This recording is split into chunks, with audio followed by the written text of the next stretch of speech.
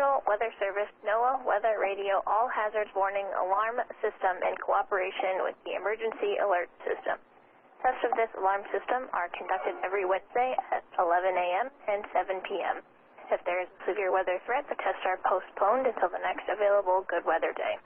The alarm tone will activate for severe weather and other life-threatening emergency messages for the following 14 transmitters and associated broadcast areas: WXL 57 at Des Moines, WXL 94 at Bremer County, WXK 84 at Fort Dodge, KXI 98 at Marshalltown, KXI 62 at Montezuma, WXN 91 at Raston Lake, WNG 730 at Ottumwa, KZZ 51 at Carroll, KZZ 68 at Van Wert, KXI 65 at Lenox, WNG 666 at Iowa Falls, WNG 668 at Denison, WNG 688 at Ringsted, and KJY 63 at Forest City.